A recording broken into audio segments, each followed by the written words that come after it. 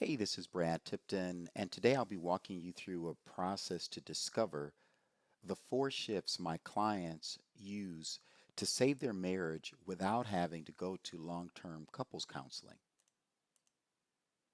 And again, like I said, my name is Brad, and my big promise to you today is I'm going to show you how to save your marriage without long-term couples counseling, which you've probably heard doesn't work anyway, even if your wife doesn't think the marriage is salvageable, right?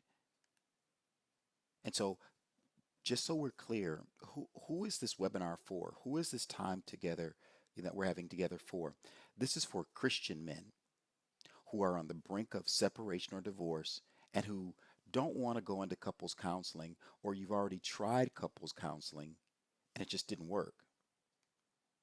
So in the next 30 minutes or so, I'm going to show you how to know how to save your marriage by wiping out the losing strategies that actually strangle every bad relationship, even if you're both exhausted and at the end of your rope. I'm going to walk you through the process of how to understand how you can pull your relationship back from the brink of divorce, even if it feels like it's too late. I'm going to walk you through the process of knowing how to save your family from the heartache of divorce, how to understand how to break the vicious cycle that happens between two people whenever in their that in their that same old repetitive fight. And more importantly, how to finally break out of that self-defeating pattern of behavior. Right? So, does this kind of sound familiar to your situation? Do you feel that you're running out of hope? Maybe you've been in couples therapy for a while and things feel better for a time, or maybe even on a superficial level, but the resentment and hurt just keeps seeping back through, coming back. Maybe there's even been an affair on one side or the other, or an addiction to drink or drugs or porn or gambling. And you're just at a point in your life where you just can't take it anymore. And you're feeling like, you know what? Why should I?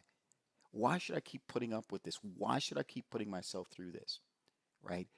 Maybe you feel like the sex and the intimacy connection is gone and that those things are distant memories and you're not even sure you want it anymore anyway, right? Maybe you're scared right now that it's possible you might have married the wrong person, that you'll never feel loved, right? And maybe you know things have to change, or it's only a matter of time before you walk out the door, she walks out the door, right? Do you find yourself sometimes even justifying why you're staying because you feel guilty because you both knew who you were at the beginning? She knew who I was. I knew she was. We moved forward anyway. Do you find yourself saying things like, well, I guess I made my bed. I got to lay in it, right? Maybe you feel like you've had the same old argument over and over again, feeling so mad that it leaves you with nowhere to go except the spare room or to the couch or sleeping at a buddy's house. And you're at a point where it seems like your wife is just so impossible. I mean, there's just a ton of skepticism and mistrust and selfishness and self protection and uh, it's just a hopeless situation and it feels like you're feeling like there's a gulf between you, like she's on one mountaintop, there's a valley in the middle and you're on the other side and you just can't come together in any way. Does any of that sound familiar to you? Well, if it does, I want you to know that those things that I mentioned, those things that you're feeling, those things that you've been going through and experiencing, those aren't even the real problem. Those are like fruit, right? But they're not the root cause of the problem. The real problem is you just haven't embedded and implemented what I call the four shifts, right? These four shifts are what we'll be talking about today, but by the end of this talk, you'll know the importance of understanding these four shifts, right? The first one is about unlocking the toxic interactions between you and your wife that are actually destroying your marriage. It's not you, it's not her.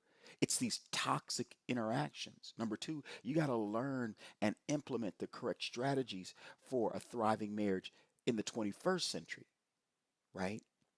This is a new day, a new time. Things are done differently. Education is done differently. Making money is done differently. So marriage is done differently as well. And you got to really catch up with that in the 21st century. Number three, you got to get the correct roadmap to design your compelling future for your marriage. Some people don't even have a roadmap for their future, for their marriage.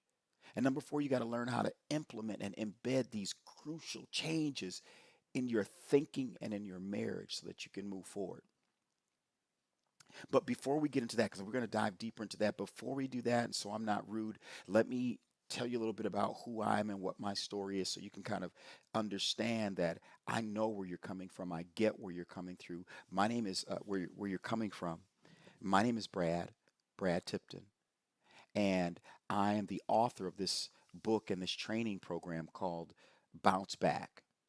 It's called Bounce Back: How to Turn Failures and Mistakes into the Stepping Stones for Success, right? And this is a training program I offer to my clients. Powerful program, and I'm the author and the creator of that program. But my story is I'm a former pastor from Milwaukee, Wisconsin. And for the first 2 years of marriage with my wife, Gail, they were great, right? Powerful, amazing, heaven on earth, right? For that first 2 years. However, for the next 12 years, due to the pressures of ministry, due to the pressures of money, due to the challenges that are just a part of being marriage, man, we struggled. Sadly, we separated, the church was dissolved, and ultimately we divorced and went our separate ways. Gail moved from Wisconsin to Iowa, and I stayed in Milwaukee, Wisconsin alone, embarrassed, too ashamed to face my friends, which were actually former friends, because right during the divorce process, during the separation process, they all kind of had to decide, are they Gail's friends or are they my friends, right? Because if they turned out to be my friend and they felt like they were betraying Gail somehow. And if they turned out to be Gail's friend, they felt like they couldn't be friends with me, right? So I lost everything: ministry, our friendships, our connections, everything went down. And it went on like that until one day I joined a new church, right? I had stopped pastoring. Like I said, our church was dissolved, and I joined a new church. And my pastor, who during this time had also become my mentor, he gave me these four shifts, that transformed my perspective. It brought me and Gail back together and actually resurrected our marriage. And what's really great is today, Gail and I are remarried. And we enjoy a happy and growing and prospering and fulfilling marriage. We've moved from the Midwest to sunny California, where we're now living our happily ever after in the beautiful wine country. So I want you to know, no matter how difficult it is, no matter how bad it is, no matter how challenging it is, I want you to know that the God that we serve is able to resurrect even a dead situation like ours. So he's certainly able to work on a situation like yours that's not dead yet, right? He's a resurrecting God. So before you walk out the door, my challenge for you is to just stop and think, right? Just push back a little bit from from this thought of divorce and take a moment to stop and to think about these four shifts that I'm about to share with you.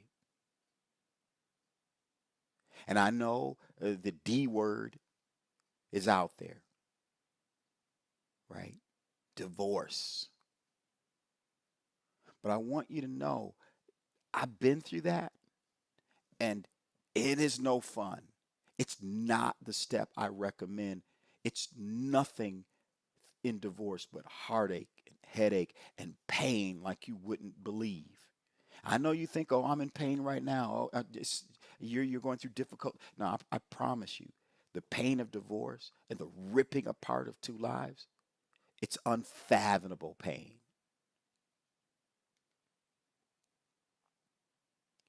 42 to 50% of first marriages these days end in divorce, even among Christians. Over 60% of second marriages end in divorce, and 65 to 73% of third marriages end in divorce. And the legal costs alone of divorce runs about $30,000 to $100,000. And of course, that depends on your income and financial position. And this doesn't even include like the house, your savings, right? Where you have to give up half of your house, half of your savings, half of your pension, and then paying alimony. See, I'm not talking about that. That $30,000 to $100,000 doesn't even include that. And in the United States, the average legal cost, we're just talking about the attorneys. The legal cost for divorce averages at $75,000. So you can pay anywhere like this $30,000 to $100,000 plus this 75, you can be $175,000. And that's not even dividing the house or the savings or the pension and these things. $175,000. So I promise you, no matter what you think, well, if I get out of this marriage, the other side has got to be better, right? But I want you to know that's a fool's game right there. That's the devil trying to get in your ear, the enemy trying to get in your ear and tell you that somehow the grass is going to be greener on the other side. But the reality is the grass isn't greener on the other side. You know where the grass is greener? It's greener wherever you water it. Green grass is the result of watering, not the result of moving to the other side. The grass isn't greener on the other side. The grass is greener where you water it. Now, I wasn't planning to share this with you, but I couldn't leave it out because it wouldn't be completely honest, right? We got to face what's really going on, right? Internally.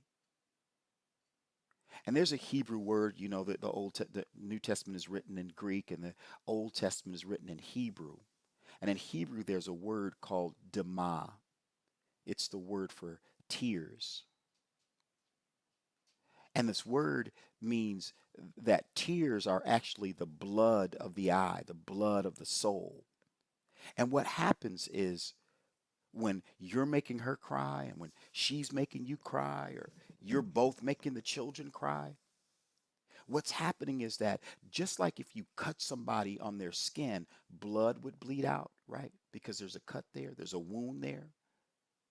Tears are what happens when somebody is cut inside, where they're ripped open inside. So on the outside, if somebody rips open your flesh, blood comes gushing out, right? But when somebody rips your soul, what comes out? Tears. And whether you know it or not, the words that she's saying, they're ripping you. And the tears are flowing. And the words that you're saying, they're ripping her inside. And the tears are flowing. And the reality is, as a Christian man, you just got to stop dealing. You got to stop rolling like that. You can't become that guy who causes that kind of pain on people and still think God is cool with that. I realize the attack is coming. I realize the hurt that's being put on you. Right? And we got to stop that because he doesn't want that either. He doesn't want you ripped on the inside. He doesn't want her ripped on the inside. He doesn't want your children ripped on the inside. And this blood of the soul flowing out called tears. We got to get past that, man. So let's get past this thing called divorce and let's really talk about these 4 crucial shifts to avoid divorce, to fix and repair your marriage. And you may need a pencil, you can grab one if you need to. But these 4 shifts are, the first one is reveal, right? They all start with R. I kind of made it that way to make it memorable or easy to remember.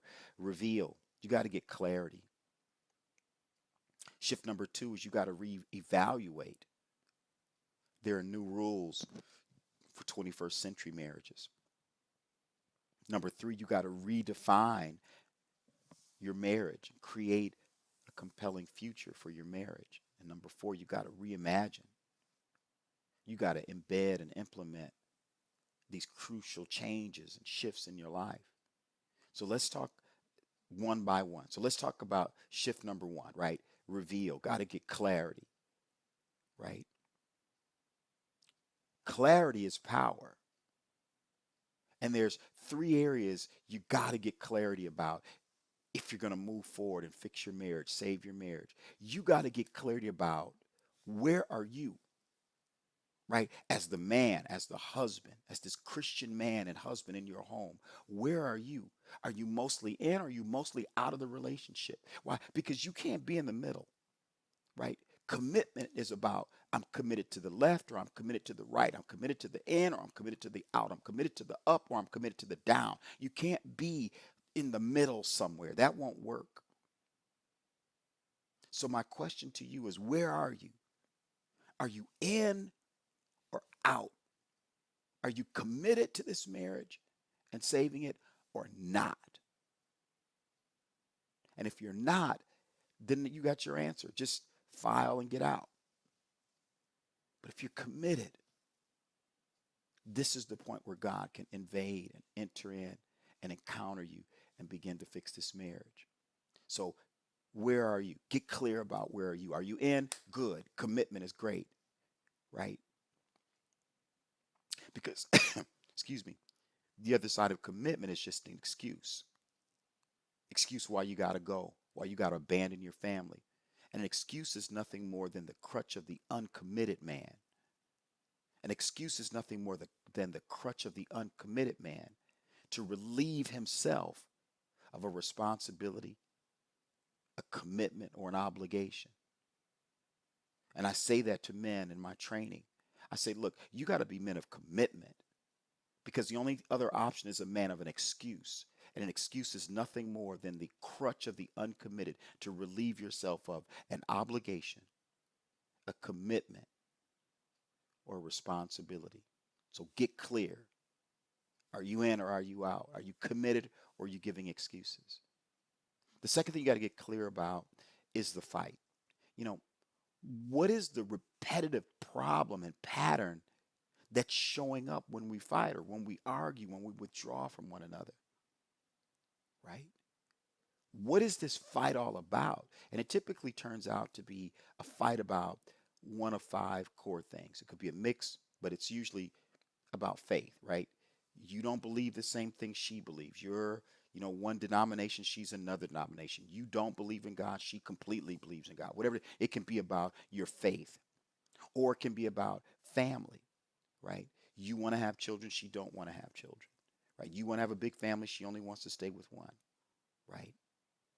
Or it could be about outside people, friendships or family that are outside, right? Maybe her mother-in-law and her sister is the problem, or your brother and your friends are the problem. Maybe it's about a physical situation, a mental, emotional, or psychological thing. Maybe there's overeating on one side, or maybe there's some kind of a mental thing that's going on, some sort of bipolar or something like that. There's some sort of a physical issue that's going on that keeps you fighting. Or maybe there's a financial thing. You work too much. She doesn't bring in enough money, or whatever the deal is. We're fighting about work or business or money, finances. We got to define the problem, get clear about the problem, set that problem in front of God and let God fix it. But if we're not clear about the problem, is it a faith problem? Is it a family problem? Is it a friends and extended third people problem? Right? Is it a problem regarding a physical, mental, emotional situation? Or is it a financial fight? What fight do we keep having? Once you can get clear about the problem, you can set that on God's lap and he can fix that thing for you. You can begin to invade, right? And we talked about that. Where are you? Are you mostly in or out of the relationship? Are you in or out? Are you committed or are you giving excuses, right? What's the repetitive fight that we're having? Is it about faith? Is it about family? Is it about friendships? Is it about physical condition stuff, mental, emotional, psychological? Is it about money? Right? We got to define the problem, get it on God's lap, and let Him begin to invade our situation and fix that thing. Shift. And here's the thing that's really powerful before we get to shift number two. A lot of times, just apologizing will fix stuff. And apologizing doesn't always mean that you were wrong. It doesn't mean the other person is right. It just means that you value the relationship more than your ego, more about being right, right? Apologizing doesn't mean that you're wrong or that she's right. It just means that you put the value on the relationship. One of the most powerful things that I do in our marriage is I apologize to Gail for hurting her feelings. The apology for the hurting of her feelings can go a long way by just saying, baby, I'm so sorry. I can tell what I did or what I didn't do, what I said or how I said it or when I said it or in front of the people that I said it. It tore you up and it hurt your feelings and I was wrong and I'm so sorry and I'm repenting and I'm asking your forgiveness for hurting your feelings. I love you too much for that and I'm sorry, right? We're not talking about whether what you did was right or what you did was wrong. I'm talking about how you made her feel or how she made you feel. Apologizing doesn't mean you're wrong, doesn't mean the other person is right. It just means you value the relationship more than the ego. Shift number two is about reevaluating. There's new rules for the 21st century marriage. I don't care what anybody says. Grandma and them had a certain kind of marriage that worked for them at that time. Your parents had a type of relationship that worked for them at that time. But in this 21st century, things are a whole lot different than it was back in the day. And what happens is you got the pattern that you've seen of grandma, of your parents and your grandparents, and you're trying to take that template and lay it over your marriage today. And I'm saying there are some things that are valuable there, right? Commitment is valuable, trust is valuable, right? Love is valuable, but so many things are different now in the 21st century. Let me give you an example. In the 21st century, a lot of times granddad didn't worry about meeting grandma's needs, right? That's kind of not the kind of guy he was, a touchy-feely intimacy guy, right? But in the 21st century, you got to learn how to meet each other's needs. You got to learn how to redefine your roles in this marriage, and you got to learn how to upgrade your marriage operating system. What I mean by that is meeting each other's needs, right? Each of you have needs for certainty in certain areas, certain amount of money coming in, or you're going to be coming home every night, or it can't be, you know, kind of not sure in the family, right? There's a level of certainty that comes, stability that needs to be there for your wife to feel safe in the marriage. You got to bring a level of certainty and stability, but also a level of variety. Nobody wants to do the same thing day in, day out. That's boring. She didn't marry that guy.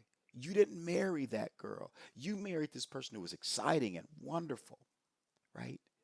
And that variety is a part of that. And you got to reintroduce that variety back in your life and into your marriage. Significance, right? When we're dating each other, right? It's like you're writing cards and she's writing letters and she's calling you and texting. You guys want to be together, right? It's clear that each of you have this significance in each other's lives. But when kids come along and jobs come along and bills come along, sometimes it's difficult to bring that significance and make it real clear that she's your priority or that you're her priority, you're hers, right? I get it. The love and connection. We got to have the love there. We got to have the connection.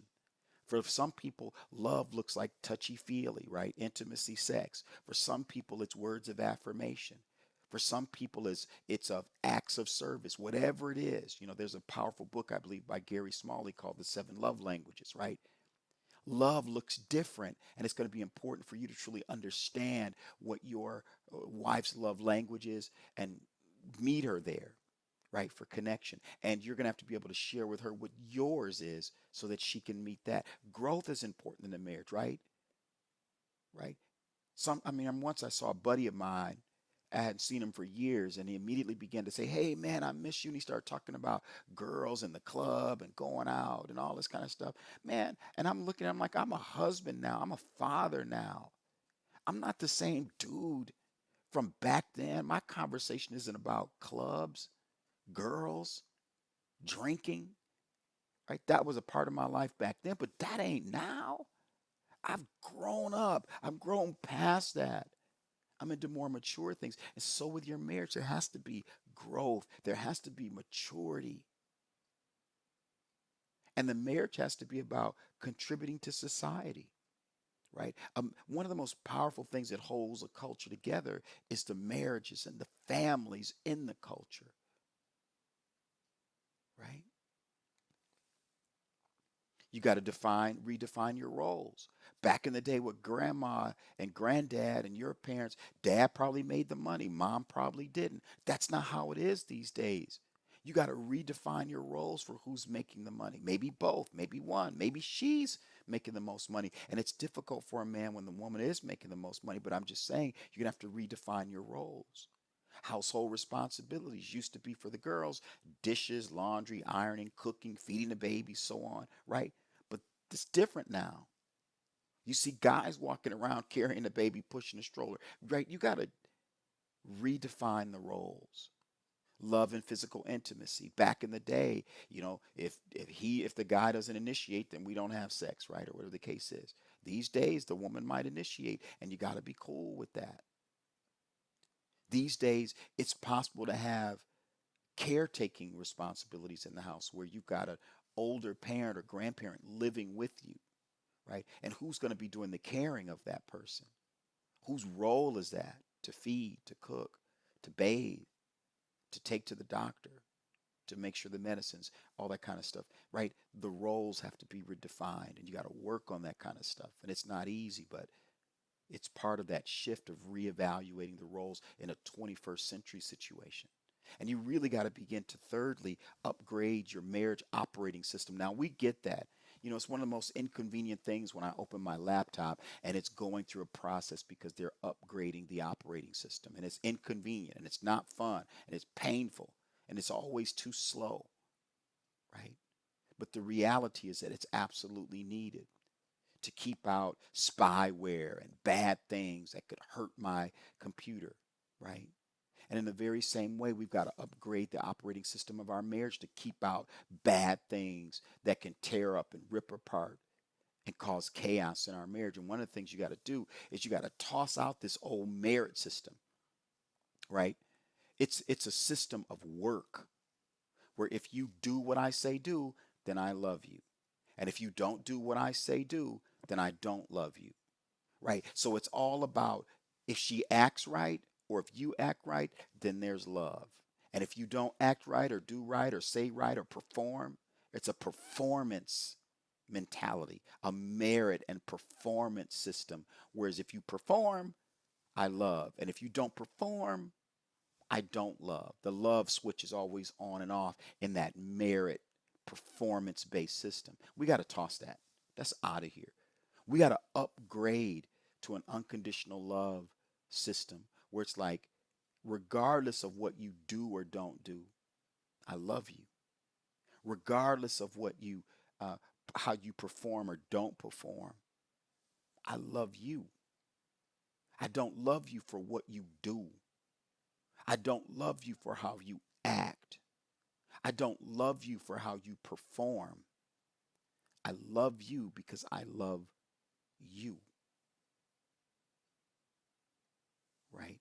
That's the upgrade that we really got to enter into. And that kind of stuff isn't easy. And I say you need somebody that can walk you through it. I have my pastor to walk me through that. It's so powerful and so necessary. It's one of the keys that restored and resurrected my marriage with Gail, right? Shift number 3 is you got to create a compelling future, right? The Bible says where there's no vision, people perish. If you can't see beyond tomorrow, if you can't see beyond next month, if you can't see beyond next year with your marriage, it's very difficult to contain to maintain your marriage, right? You got to see your marriage as multi-generational. You got to see that the maturity and the interdependence of that you have on one another, and you got to cherish what you have. And what I do for a lot of my clients, I say, make sure let's activate what's called the weekly reset box. We'll talk about that in a bit. But you got to see your marriage as multi-generational, right? You got to understand that your marriage is not just your marriage, right? Your kids are looking at your marriage to determine how they're going to operate, right? And in the marriage and in your children's marriages, right? That's what your grandchildren are going to see and perpetuate. So I live in California in the beautiful wine country. We also grow a lot of almond trees here. We may be the largest producer of almonds on the planet. And what's interesting is that the farmers right now are planting trees that won't bear any type of almonds for the next 30 years, right? And it's possible that the farmers right now who are planting these trees will never see a single almond, right? And what's happening is their children and grandchildren are depending upon them to plant the seeds back here so that they can have a life up there, right? So it's your children and grandchildren and their children that are depending upon you to put the things in place back here for them to have success and prosperity down there. Your marriage is not just about you. It's important to lift up your eyes from this present difficulty, this present challenge, and understand that, babe, we got to work this thing out. We got to get this thing straight. We got to get this thing corrected, not for our lives only, but for the lives of our children and grandchildren and their children who will maybe never even meet us. We can't leave them a legacy of divorce and hurt and harm and rip up and tear up. We can't leave that for them. We've got to begin to learn to love. We got to begin to learn to step into what's called that maturity of interdependence, whereas, baby, I need you. I know you need me. Let's live our lives. I'm not looking for anybody else. I want you. I need you. I'm grown up. I'm not a kid. I'm not looking for Sister Susie on the other side or looking at another girl. You're not looking at another guy. You're not hung up on silly things that are tearing us apart. We need each other. We're grown up now. We have responsibilities now. I love you. I need you. I can't live my life and don't want to live my life without you. And I know the same for you. We got to grow up maturity of interdependence where we need each other for our lives, of course. But there are those whom we may never meet that are depending upon us. You got to learn how to cherish what you have now. And I know you hear these words about things like date nights and stuff like that, and it's important, right? And I have what's called a relationship reset box that we use, right? Where periodically what we'll do is weekly, I go to that box and that box has like, I'm going to grab it right now. You can't see it, but I'm going to open it. I'm going to open it. And when I pull it out, this first card says, "Thank you for consistently being on my side and staying with me through the good and the bad. I don't think you'll ever know just how much I cherish your loyalty." Right? That's the card. That's the top one. But there's about 50 or 60 cards in here. And then weekly, what I can do is go to my wife and pull out, like this next one. It says, "It's clear you're such a hardworking and motivated person, and you blow me away every day with your drive, with your commitment. Watching you strive for the best for our family has been a blessing, and I couldn't be prouder of you." Right? And the third one and the fourth one. See, this is the box that I use. And this is the box that I provide to my clients. This is an amazing box because it resets that relationship every week. so that you guys get back to what's for real, where you're cherishing what you have right now. So powerful to have that box.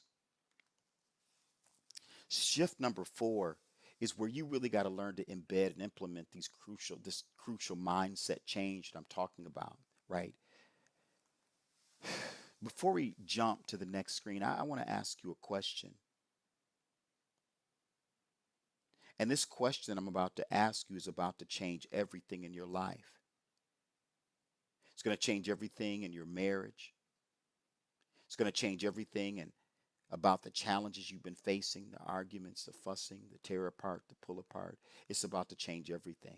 This question I'm about to ask you is going to revolutionize everything as it relates to your marriage. And here's the question. What if the challenges you're facing right now in your marriage, what if these are challenges that are happening for you instead of to you?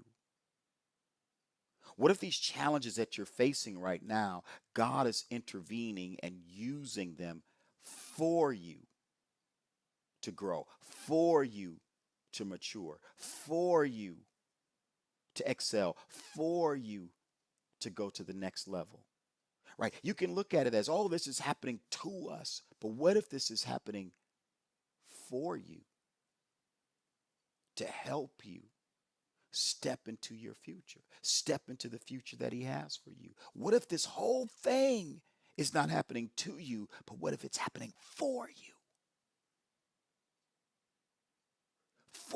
to grow up, for you to mature, for you to see farther, for you to solidify your commitment, for you to let go of excuses, for you to learn how to operate in humility, for you.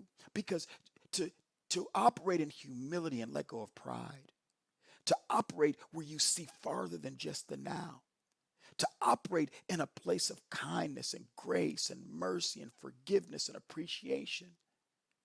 That's the kind of guy God needs to use to set other people free down the road. He needs the rough edges and the rough corners shaved off of you. And what if He's using these marital difficulties where you learn how to apologize and value the relationship, where you learn how to walk in commitment, where you learn how to lay aside excuses, where you learn to have a vision for your children and your grandchildren and their children. God is saying, I need a man like that, who can lay aside the difficulty, who can push past and press past difficulty and opposition and challenges and contradiction. I need a man who can grow up and get past that and move past that. I need men like that in the earth. I need men of courage. I need men of commitment. I need men of consistency. I need men who are confident in the power of God in their life to change and turn around everything. What if what you're experiencing right now, these challenges, are not happening to you, but they're happening for you, to grow you and make you the man that God can use to set people free in the future? That's what this is all about. This isn't designed to hurt you or harm you. These challenges that you're experiencing in your marriage, they're not there and happening to you. They're happening for you. And you've got to begin to see that, man. And your role is to say one thing. What if you gave it all to God and asked Him, Lord, use it? What if you asked God to just go ahead and use you? What if you said, Lord, I get it. You're you're making me a person of humility. You're making me a person of commitment. You're making me a person of excellence. You're making me a person of love. You're making me a person who can push past the obstacles, the challenges, the difficulties. You're making me a man who can see farther. You're making me a man who can see wider. You're making me a man of humility and kindness and grace and love. In the midst of challenge, in the midst of obstacle, I see what you're doing, oh God. So here I am. Use this mess Just like you used the mess of the cross and the beating of my Savior and the ripping of his skin and the nails in his hand and his feet and the sword that they pushed into his side and ripped him open and the death of the cross and the 3 days underground. The same way you took that mess and transformed it into a miracle. Father, I'm saying right now, I'm giving you my marriage. I'm giving you my life. I'm giving you it all. And I'm saying, Lord, I'm giving it to you. Use me. Use this whole thing. Use me. I'm giving my life to you, oh God. Right now, I'm giving it all to you, Father. Take it. Take me. Transform it and make this mess into a miracle. I'm giving it to you now. What if you said that to God? What if this wasn't happening to you? What if it's happening for you? And what if you say, Lord, yes, I get it. You're growing me. You're maturing me. You're steadying me up. You're positioning me because you have a greater, wider, bigger, deeper thing that you're looking to work through my life. And I'm saying, yes, search me, break me, use me, send me, God. Turn my mess into a miracle so that I can speak to other men and set them free. So I can save other marriages that are on the brink of divorce. Use me, God. Send me. Turn it around in my life, Lord, and send me and let me be a part of what you're doing in the earth, right? It's important for you to implement this mindset and embed this into your life, this crucial change where you realize this is not happening to you, this is happening for you, so that you can enter into what God is doing in the earth to save marriages across the planet. And you can't do that by yourself. You need a coach, right? And the simplest way to know and make a decision about if you need to get a coach is to simply ask yourself these two questions about your marriage. Just ask yourself these two questions. First, ask yourself, so far, of the things I've tried to save my marriage, am I any closer to having a stable, happy, growing, and prospering marriage? After all the things I've tried, am I any closer to the outcome I want? Am I any closer? Second, ask yourself, for the time, the headache, and the heartache I've invested, if I invested so far, am I even one step closer to the spiritually connected, physically fulfilling, and emotionally healthy marriage that I truly want for me and my wife? Am I there? Am I even one step closer? And if you're not pleased with the answer, then you got to invest in yourself. You need to get a coach. You need to get somebody that can get you through this, who can help you understand that this is not happening to you, this is happening for you, right? Some people say, well, do I need a coach? Yeah, because in this day and age, simply knowing what to do is not nearly enough. Just watching this video and knowing what to do is not nearly enough. You got questions about, Brad, how do I do it? How do I get a hold of this relationship reset box? How do I do that? How do I work that out? When I have questions, Brad, who can I come to that can give me solid answers to help me in the midst of the difficulty? Who's going to help me stay accountable, oh Brad? Brad, who's going to help me? How? With my questions, with accountability. That's what a coach is for. So now that you know the shifts you need to make, you're at a crossroads.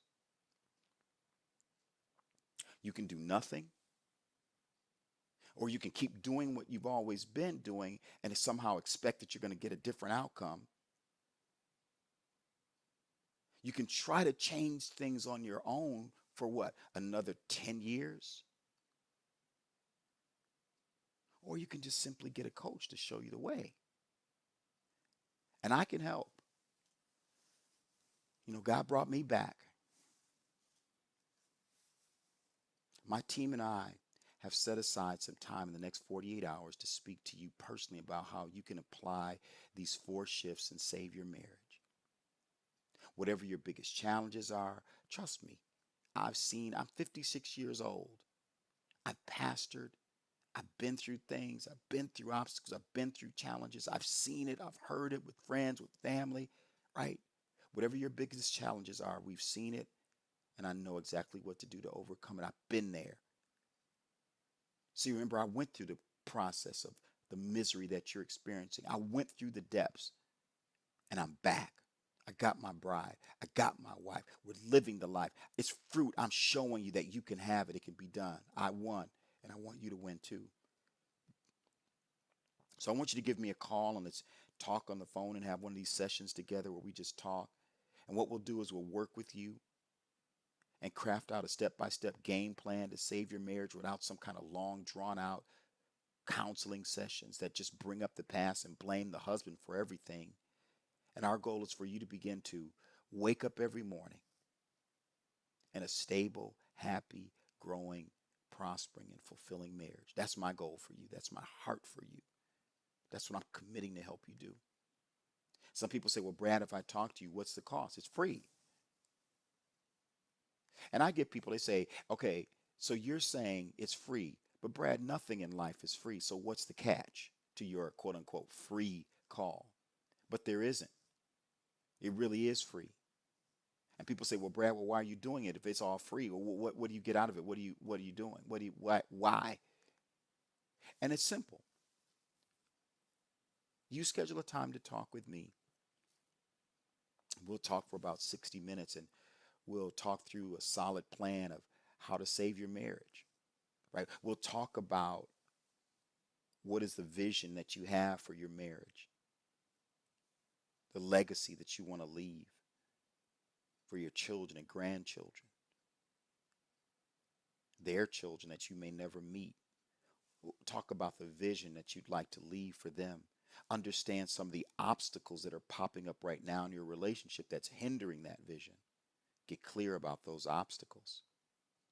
And then we want to provide you with a step-by-step plan to achieve the vision that you want for your life, for your wife, for your family. And some after we speak, they say, Brad, wow, that's a lot. That's awesome. Would you help me with this? And that happens. And if that's the case, then yeah, great. We can talk about that. But I want to be clear about who this call is not for and who this call is for. This call is not a good fit if your wife has already left the family, left the marriage, and is resolute to never come back. This is not a good call if your wife is actively involved with another man. This call is not a good call if your wife is suffering from some sort of a acute, untreated addiction or personality disorder. If your wife is an abuser or narcissistic behavior, this call is not for that. I can't help you with that. But this call is for you. And it is a good fit for those who know they've invested too much time, too much energy, headache and heartache, and they're still not even one step closer to saving their marriage. This call is for someone who is committed to their wife, committed to their family, committed to God. This call is for someone who believes that the God who overcame the cross and raised from the dead is also able to be the God who can fix, repair, and restore and save their marriage. If that's the case, then yeah, this call is for you. So if you know you need coaching from somebody who has and is currently walking the talk, someone who has been down the path you're currently on and has successfully overcome the very exact same thing you're dealing with right now, right? If you need a coach like that, here's what I want you to do. Quit playing games. Get committed. Wake up. Rise up. Stand up. Take action. Right? I'm going to try to make a button appear on this screen.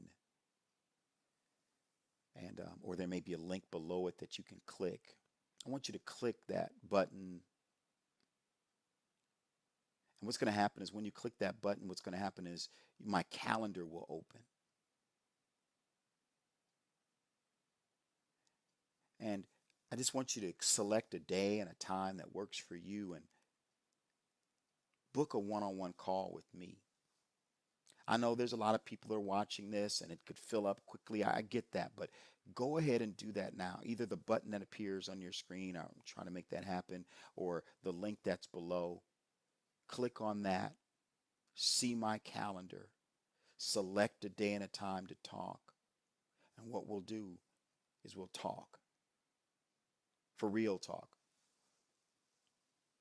Because when you're going through the things that you're going through, sometimes you're speaking, but it's like nobody's hearing you.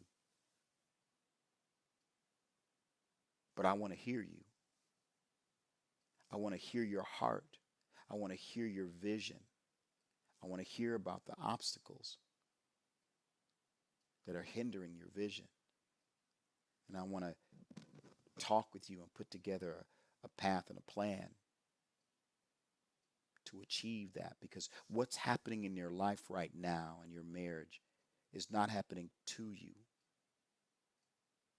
it's happening for you.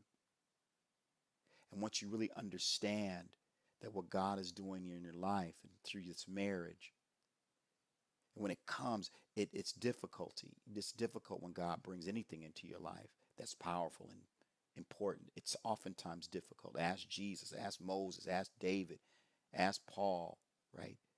When God enters into your life, a lot of times it shows up as difficulty. And sometimes, many times, the timing isn't what you thought it would be.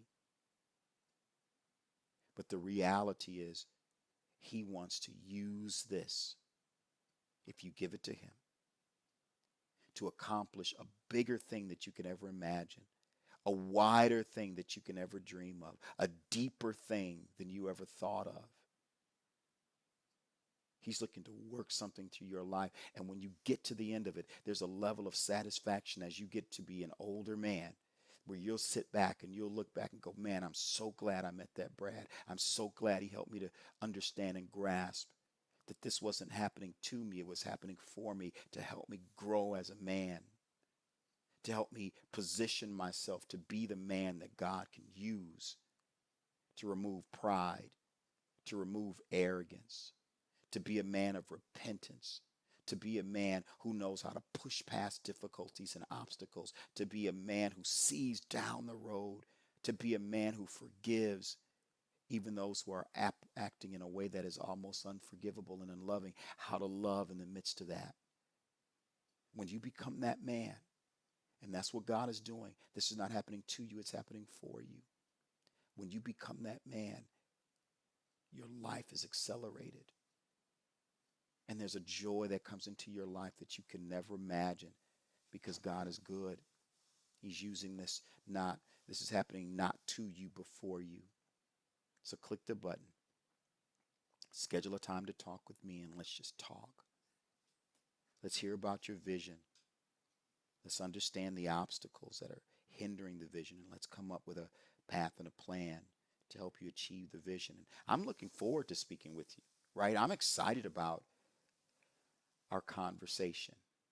So click the button now. I'm looking forward to talking with you. I've enjoyed this time so much together. These 4 shifts can change your life, especially when you realize this is not happening to you, it's happening for you. And it's not just about knowing what to do, but having a coach to walk you through how to do it, answering your questions along the way, supporting you, and being an accountability partner with you through it all. Again, my name is Brad Tipton. I'm looking forward to speaking with you. It has been my pleasure speaking with you today. So I'm saluting you. I'm saying good day to you or good evening whenever you're listening to this. I'm looking forward to hearing from you. So book your call, schedule a time, and let's talk. My name is Brad Tipton. Goodbye for now.